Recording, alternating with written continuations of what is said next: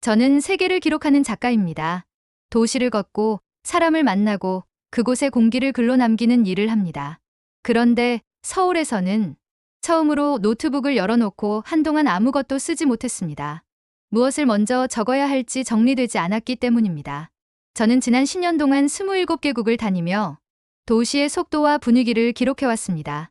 베를린의 겨울 공기를 적었고 뉴욕 지하철의 소음을 문장으로 옮겼으며 방콕의 새벽 시장에서 느낀 열기를 글로 남기기도 했습니다. 어디를 가든 저는 글을 씁니다. 보고, 느끼고, 정리해서 기록합니다. 그것이 제가 여태까지 해온 일이고 저라는 사람을 설명하는 방식입니다. 그런데 서울에서는 잠시 멈춰 서게 됐습니다. 서울에 온 첫 달, 저는 거의 아무것도 쓰지 못했습니다. 노트북을 열었다가 몇 줄 적지 못한 채 다시 덮곤 했었습니다. 카페 창가에 앉아 사람들의 움직임을 바라보는 시간이 더 길어졌습니다. 10년 동안 이런 적은 없었습니다. 글이 나오지 않은 것이 아니라 어디서부터 시작해야 할지 판단이 서지 않았습니다. 이 도시는 생각보다 빠르게 움직이고 있었습니다. 제가 관찰하기도 전에 이미 다음 장면으로 넘어가 있었습니다. 저는 잠시 멈춰 섰고 그때 처음으로 이 도시의 속도를 실감했습니다. 그 감정은 당황이나 불편함과는 달랐습니다. 오히려 낯선 장면들이 빠르게 이어지면서 잠시 말을 고르게 되는 순간에 가까웠습니다. 오늘 저는 한 도시에서 멈춰 서게 된 이야기를 하려고 합니다. 독일에서 태어나 여러 나라를 떠돌며 기록해온 한 작가가 어떻게 서울에 정착하게 되었는지, 그리고 왜 이 도시 앞에서 처음으로 말을 고르게 되었는지에 대한 이야기입니다. 제 이름은 막스 리히터입니다. 독일 함부르크에서 태어났습니다. 프리랜서 작가이자 여행 저널리스트로 활동하며 잡지에 기고하고 책을 출판하고 온라인 콘텐츠를 제작해왔습니다. 도시는 제게 늘 기록의 대상이었습니다. 그런데 서울에서는 조금 다른 경험을 하게 됐습니다. 제 일은 단순합니다. 낯선 도시에 도착하면 그곳을 걸어보고 사람들을 만나고 겉모습이 아니라 생활의 단면을 글로 남기는 일입니다. 저는 그동안 도시를 빠르게 읽어내는 기준을 스스로 만들어 왔습니다. 대중교통이 얼마나 정확하게 운영되는지, 의료 시스템이 일상에서 얼마나 접근 가능한지, 디지털 인프라가 생활에 얼마나 자연스럽게 녹아 있는지, 음식과 물가가 어떤 균형을 이루는지, 그리고 사람들의 태도가 어떤 온도를 가지고 있는지, 이 5가지를 살펴보면 그 도시가 여행지인지 아니면 실제로 살아갈 수 있는 공간인지 대략적인 판단이 가능했습니다. 저는 베이징에서 1년을 살았고 도쿄에서는 8개월을 지냈습니다. 두 도시는 각기 다른 방식으로 인상 깊었습니다. 배울 점도 많았고 기록할 장면도 충분했습니다. 하지만 그곳에서의 생활은 머무름이라기보다 경험에 가까웠습니다. 시간이 지나면 떠나게 될 도시라는 느낌이 있었습니다. 서울은 조금 달랐습니다. 처음에는 그 차이를 명확히 설명할 수 없었습니다. 그런데 어느 순간부터 이 도시에 더 머물고 있다는 사실을 깨달았습니다. 그 이유를 지금부터 말씀드리겠습니다. 베이징은 도착한 순간부터 인상이 강한 도시였습니다. 공항에서 시내로 이동하는 동안 차창 밖으로 이어지는 건물과 도로의 규모가 쉽게 가늠되지 않았습니다. 도시의 크기 자체가 먼저 느껴졌습니다. 생활 방식도 인상적이었습니다. 모바일 결제가 일상 깊숙이 자리 잡고 있었습니다. 위챗페이 하나로 식사를 하고 택시를 호출하고 시장에서도 바로 결제가 가능했습니다. 지갑을 꺼낼 일이 거의 없었습니다. 결제가 하나의 화면 안에서 정리되는 방식이 이 도시의 속도를 보여주는 장면처럼 느껴졌습니다. 하지만 베이징에서 집을 구하려 했을 때 처음으로 예상과 다른 상황을 경험했습니다.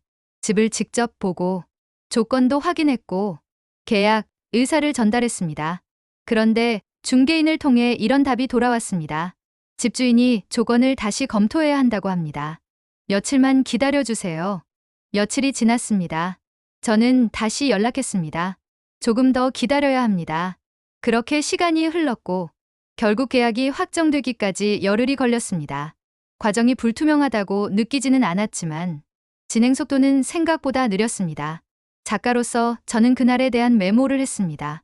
결제는 미래인데 계약은 과거에 머물러 있었다. 이 문장은 그 도시를 정리하기 위한 저만의 표현이었습니다. 베이징은 눈에 보이는 기술은 매우 빠르게 움직이고 있었지만 일부 생활 절차는 시간이 필요했습니다. 앞서 있는 것과 기다려야 하는 것이 같은 공간 안에 함께 존재하는 도시였습니다. 베이징에서 1년을 보낸 뒤 저는 짐을 정리했고 도쿄행 티켓을 끊었습니다. 도쿄에 도착하자 도시의 분위기가 바로 달라졌습니다. 거리에는 불필요한 소음이 적었고 표지판과 안내 시스템이 정돈되어 있었습니다. 사람들의 동선도 비교적 일정하게 유지되고 있었습니다. 열차는 시간표에 맞춰 도착했고 출발 시각도 거의 오차가 없었습니다. 1분 단위로 움직이는 일정이 이 도시의 기본 리듬처럼 느껴졌습니다. 버스기사는 정류장에 멈추면서 정확히 몇 초 후에 출발했습니다. 처음 2주 동안 저는 도쿄에 완전히 반했습니다. 와, 이게 선진국이다. 내가 여태 본 도시 중 가장 완벽하다. 그러던 어느 날 예상하지 못한 상황이 생겼습니다. 밤 11시 48분이었습니다. 편집자와 통화가 길어졌습니다. 원고 마감을 이틀 앞둔 상태였고 논의할 내용이 많아서 전화를 쉽게 끊을 수 없었습니다. 통화를 마친 뒤 무심코 시계를 확인했습니다. 11시 58분. 마지막 열차가 출발하는 시간이었습니다. 저는 전화를 급히 마무리하고 계단을 뛰어 내려갔습니다. 개찰구가 보였고 플랫폼 방향으로 달렸습니다. 그런데 전광판의 표시가 이미 바뀌어 있었습니다. 오늘의 마지막 열차가 종료됐습니다. 플랫폼은 이미 조용해져 있었습니다. 열차는 보이지 않았습니다. 저는 휴대폰을 꺼내 지도 앱을 열었습니다. 심야 버스 노선을 검색했습니다. 하지만 제가 가야 할 방향으로는 새벽 5시 전까지 운행하는 노선이 없었습니다. 잠시 역 안에 서 있다가 결국 택시를 잡았습니다. 요금은 그날 저녁 식사비보다 3배를 더 내야 했습니다. 집으로 돌아오는 길에 저는 생각하게 됐습니다. 일본의 이 완벽한 시스템은 누구를 위한 건가? 열차를 위한 건가? 사람을 위한 건가? 그 생각이 씨앗이 됐습니다. 그리고 2달 뒤 2번째 사건이 터졌습니다. 어느 날부터 어깨 통증이 계속됐습니다. 작업 시간이 길다 보니 자세 문제일 가능성이 컸습니다. 근처 정형외과를 찾아갔습니다. 접수대에서 진료 가능 시간을 문의했습니다. 이번 주는 예약이 모두 찼습니다. 다음 주 화요일에 방문해 주세요. 화요일에 다시 갔습니다. 진료를 받고 엑스레이 촬영을 했습니다. 의사는 염증 가능성을 이야기하며 물리치료를 권했습니다. 물리치료 일정은 또 따로 예약해야 했습니다. 통증이 시작된 뒤 진료, 검사, 치료 일정이 차례대로 이어졌고 그 사이에 시간이 흘렀습니다. 그날 저는 노트에 이렇게 적었습니다. 이 도시의 시간표는 정확하다. 하지만 몸의 불편은 그 시간표를 기다려야 한다. 도쿄에서 8개월을 보낸 뒤 저는 다시 짐을 정리했습니다. 이번 목적지는 서울이었습니다. 솔직히 말하면 특별한 기대를 안고 온 것은 아니었습니다. 베이징처럼 거대한 규모도 아니었고 도쿄처럼 이미 세계적으로 익숙한 이미지도 아니었습니다. 저는 긴장하면서 교통 앱을 열었습니다. 저는 그저 몇 달 머물며 도시를 관찰하고 다음 글의 소재를 정리할 생각이었습니다. 정착을 고민한다기보다는 또 하나의 기록을 남기겠다는 마음에 가까웠습니다. 숙소에 짐을 풀자마자 집을 알아보기 시작했습니다. 부동산 앱을 내려받아 위치를 설정하고 매물을 확인했습니다. 사진과 조건을 비교하다가 한 집이 눈에 들어왔습니다. 그때 지호에게 메시지를 보냈습니다. 이 집 괜찮아 보여? 지호는 바로 답했습니다. 여기 괜찮은 것 같아요. 지금 중개소에 전화해 볼게요. 몇 분 뒤 지호에게 다시 연락이 왔습니다. 1시간 뒤에 집 볼 수 있대요. 지금 나올 수 있어요? 1시간 후, 저는 지호와 함께 중개소 앞에 서 있었습니다. 3곳을 차례로 둘러봤습니다. 2번째 집이 마음에 들었습니다. 지호가 중개인과 짧게 대화를 나눴고, 저는 고개를 끄덕였습니다. 계약하고 싶습니다. 입주는 언제로 하실까요? 빨리요. 그럼 모레로 하죠. 저는 잠시 멈췄습니다. 모레라니. 생각보다 훨씬 빨랐습니다. 베이징에서는 계약이 확정되기까지 열흘이 걸렸습니다. 독일에서는 입주까지 몇 주를 기다리는 것이 일반적이었습니다. 도쿄에서는 입주 날짜가 이미 정해져 있었고 그 일정에 맞춰야 했습니다. 서울에서는 모레라는 답이 돌아왔습니다. 솔직히 바로 실감이 나지 않았습니다. 추가로 확인해야 할 절차가 남아있을 것 같았습니다. 보증금을 송금하고 계약서를 정리한 뒤 이틀 후 저는 도어락 비밀번호를 전달받았습니다. 그리고 그날 바로 짐을 옮겼습니다. 새 집 문을 열면서 저는 작가로서 본능적으로 생각했습니다. 이 도시 뭔가 다릅니다. 계약 과정의 속도 때문만은 아니었습니다. 절차가 끝나는 방식, 일정이 정리되는 흐름, 결정이 실행으로 이어지는 간격이 지금까지 경험한 도시들과는 달랐습니다. 그리고 그 다음 순간부터 입주한 지 사흘째 되던 날이었습니다. 오랜 시간 타이핑을 하다 보니 익숙하지만 반갑지 않은 손목 통증이 심해졌습니다. 저는 평소처럼 병원을 찾으려 했습니다. 며칠 뒤 예약을 받게 될 거라 예상하며 병원 앱을 열어보니 2시간 뒤 예약이 가능했습니다. 2시간 후 저는 진료실에 앉아 있었습니다. 엑스레이를 촬영한 뒤 의사는 화면을 보며 바로 설명을 이어갔습니다. 간단한 처방을 받고 약국에서 약을 수령했습니다. 집으로 돌아와 가방을 내려놓고 잠시 소파에 앉았습니다. 무심코 시간을 확인했습니다. 예약부터 진료, 처방까지 3시간이 채 걸리지 않았습니다. 도쿄에서 비슷한 과정을 거칠 때는 여러 번 병원을 오가야 했고 시간이 길게 이어졌습니다. 그날 저는 집에서 잠시 웃었습니다. 기쁜 웃음이라기보다 상황이 예상과 너무 달라 정리가 되지 않아 나오는 웃음에 가까웠습니다. 그로부터 2주 뒤였습니다. 밤 10시 30분. 편집자와의 화상 통화가 길어졌습니다. 마감이 가까워질수록 대화는 쉽게 끝나지 않았습니다. 문득 도쿄에서 마지막 열차를 놓쳤던 밤이 떠올랐습니다. 이번에도 비슷한 시간이었습니다. 저는 습관처럼 교통 앱을 열었습니다. 화면에는 심야 노선이 이어져 있었습니다.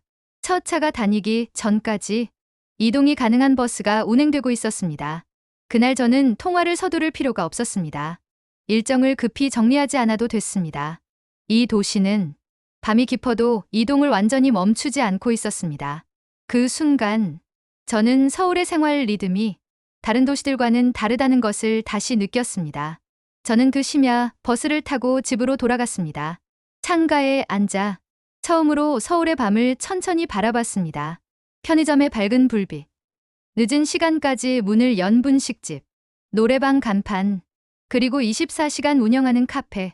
거리는 조용했지만 완전히 멈춰있지는 않았습니다.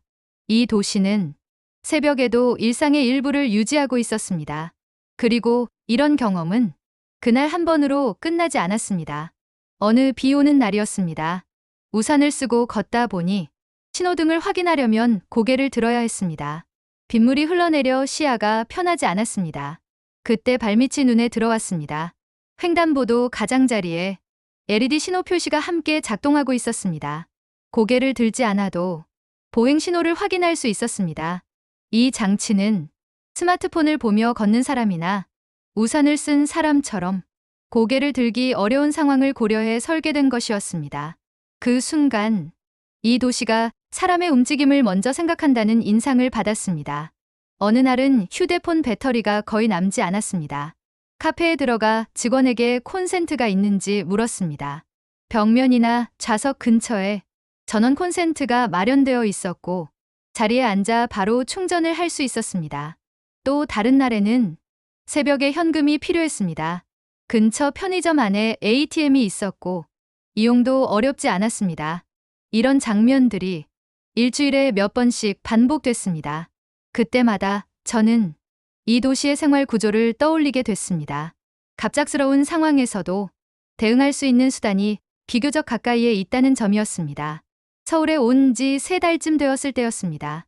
저는 한국인 친구 지호와 맥주를 마시고 있었습니다. 저는 조심스럽게 물었습니다. 왜 이 도시는 이렇게 빠르게 움직일까요? 의료도, 행정도, 인프라도요. 지호는 맥주잔을 내려놓고 잠시 생각했습니다. 그리고 말했습니다. 우리 아버지 세대가 어릴 때 서울은 지금과 전혀 달랐대요. 전쟁이 끝난 뒤 기반 시설도 제대로 없던 시절이었죠. 그 세대는 시간을 아끼는 게 생존과 직결된다고 믿었어요. 그 말을 듣는 순간 저는 말을 아꼈습니다. 작가로서 저는 여러 나라의 전후 재건 과정을 알고 있습니다. 독일 역시 폐허에서 다시 시작했습니다. 그 역사를 교과서와 기록으로 배웠습니다. 다만 방향은 달랐습니다. 독일은 질서와 정확성을 기반으로 천천히 구조를 다졌습니다. 그러나 한국은 짧은 시간 안에 생활을 회복해야 했습니다. 그 차이가 지금 이 도시의 운영 방식에 그대로 이어지고 있는 것처럼 보였습니다. 병원이 당일 예약이 가능한 이유는 통증을 오래 미룰 수 없는 사람들이 있기 때문일지도 모릅니다. 심야 버스가 운행되는 이유는 늦은 시간까지 일하고 이동해야 하는 사람들이 있기 때문일 것입니다. 편의점이 밤새 문을 여는 것도 밤이라는 시간이 누군가에게는 여전히 일상의 일부이기 때문일 것입니다. 저는 그제야 이해하기 시작했습니다. 이 도시는 편의를 과시하려는 방식으로 움직이는 것이 아니라 생활을 멈추지 않기 위해 설계되어 있다는 점을. 그 결과가 지금 제가 보고 있는 이 모습일지도 모른다고 생각했습니다. 그날 밤 집에 돌아와 노트북을 열었습니다. 그리고 처음으로 서울에 대한 글을 쓰기 시작했지만 첫 문장에서 쉽게 앞으로 나아가지 못했습니다. 몇 줄을 적었다가 손을 멈췄고 다시 이어 쓰다가 지워버리기를 반복했습니다. 문장이 이어지기보다는 머릿속에서만 맴돌았습니다. 쉽게 정리되지 않았습니다. 한 문장을 완성하는데 2시간이 넘게 걸렸습니다. 결국 저는 이렇게 적었습니다. 서울은 살아남기 위해 속도를 선택한 사람들이 만든 도시인 것 같다. 그리고 그 선택이 지금도 일상 속에서 이어지고 있다. 10년 동안 27개국을 기록해 온 저에게 이렇게 오랫동안 붙잡힌 문장은 처음이었습니다. 그만큼 서울은 단순히 머물다 떠날 도시로 보이지 않았습니다. 저는 지금 서울에서 1년 반째 살고 있습니다. 처음 계획은 3개월이었습니다. 그 일정이 1년으로 늘어났고 어느새 1년 반이 되었습니다. 언젠가 이 도시를 떠나야 할 이유를 찾으려 했는데 찾을 수가 없었습니다. 독일은 제 고향입니다. 절차가 분명하고 일정이 정돈된 곳입니다. 베이징은 거대한 규모와 에너지가 인상적인 도시였습니다. 도쿄는 제가 경험한 도시 중 가장 정밀하게 운영되는 곳 중 하나였습니다. 그런데 여러 도시를 거쳐보니 결국 제가 머물게 된 곳은 서울이었습니다. 작가에게는 도구가 중요합니다. 시간을 어떻게 쓰는지, 공간을 어떻게 활용하는지, 사람들과 어떻게 연결되는지가 글의 방향을 바꿉니다. 서울은 제가 하루를 더 많이 사용할 수 있게 해준 도시였습니다. 계획한 일을 계획한 대로 낭비 없이 할 수 있는 도시였습니다. 저는 그 사실을 깨닫고 이 도시에 조금 더 머물러 보기로 했습니다. 오늘 이 이야기를 꺼낸 것도 처음으로 그 이유를 정리해보고 싶었기 때문입니다. 세계를 기록해 온 작가가 서울에 도착해 잠시 멈췄다가 다시 문장을 이어가게 된 과정에 대한 이야기였습니다. 그 이유를 이제는 말로 설명할 수 있을 것 같습니다. 여러분은 지금 어떤 도시에 살고 계십니까? 그리고 그 도시의 어떤 장면이 여러분을 머물게 하고 있습니까? 댓글로 여러분의 이야기를 남겨주시면 저도 함께 읽어보겠습니다. 이런 도시 이야기들이 또 다른 기록이 될지도 모르겠습니다. 이 영상이 도움이 되셨다면 구독과 좋아요, 알림 설정으로 다음 이야기에도 함께 해주세요. 다음 영상